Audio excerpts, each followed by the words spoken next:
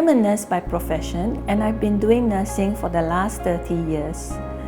The reason I moved from nursing and joined Red Cross Home was when I was first deployed to Aceh because of the tsunami. When there was a vacancy in Red Cross, I decided to apply, and I was engaged as a manager with services department. My role there was to provide first aid, respond to disasters, do training, disaster management, as well as looking at transport aid and first aid on wheels, as well as providing first aid cover for national events.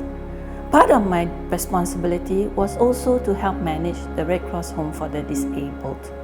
In 2014, my main concentration was then centered on Red Cross Home for the Disabled, where I was assigned to look at improvement and service for the clients. After the effect of tsunami, I was deployed to Aceh to assist in setting up an inpatient ward to serve the survivors that were affected by the tsunami. It was then that I realized that there's more to nursing than just working in the hospital. Red Cross Home for the Disabled first started as a home for crippled children, and we have evolved and moved from its previous site, which is an old school in a big compound. The site was beautiful. There were gardens, there were trees, but the building was not too appropriate.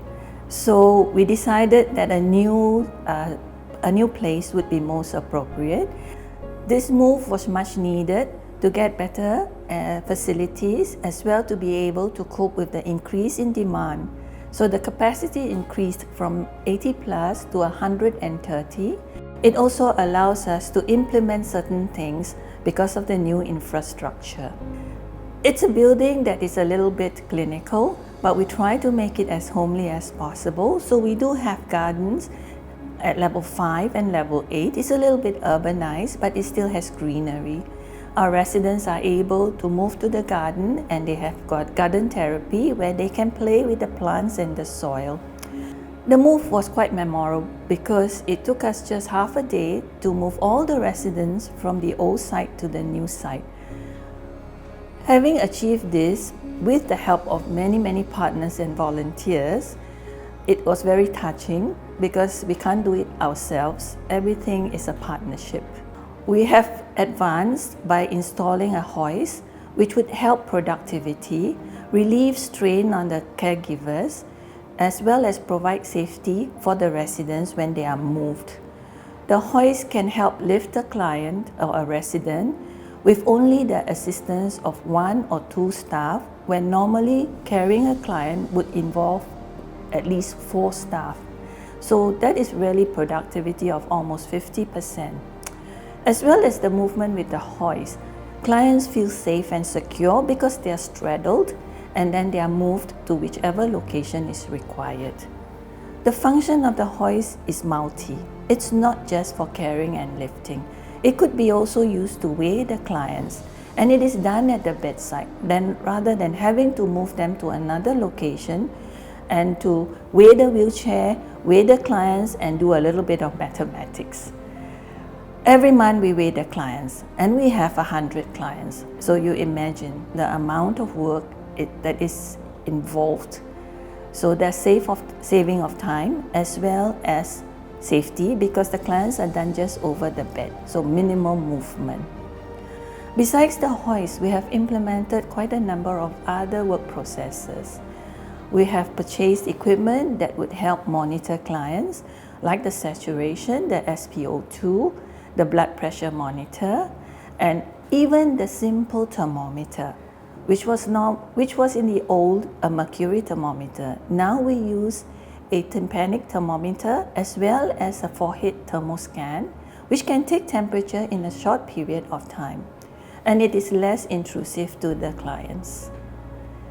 There is another project that we are embarking on, which is the digitalization of clinical records. Documentation is now a must.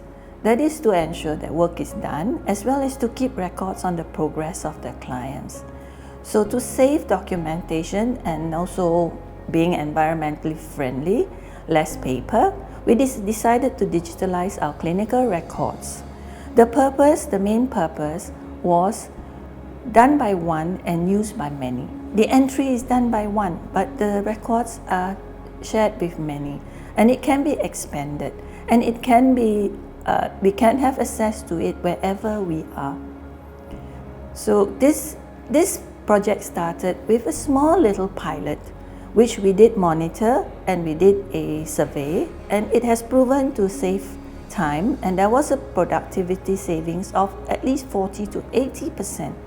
Hence, we decided to commence and moved into pure digitalization for all the clients, and started a new DAC, Day Activity Center, a program which we didn't have before.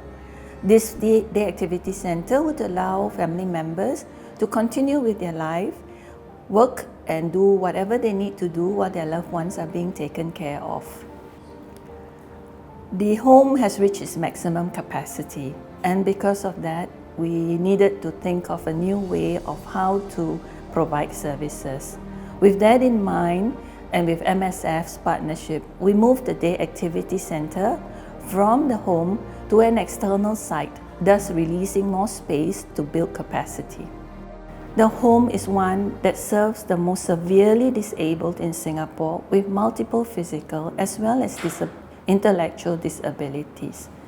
Even though they are severely disabled, the clients and residents there can show appreciation, happiness, sadness, as well as appreciate what is being done for them.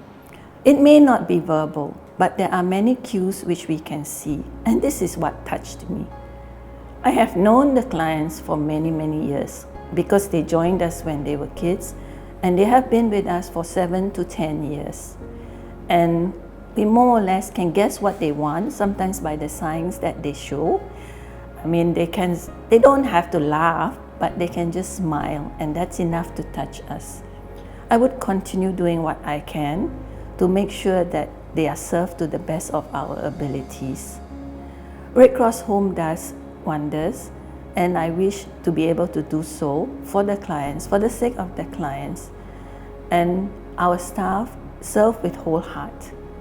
The clients are the focus of what we do, and this is very important to us. It is not how good you are or what you think you can do. The first step is moving forward to offer your service. It's not how much you can do. Every bit counts. It's what you can do.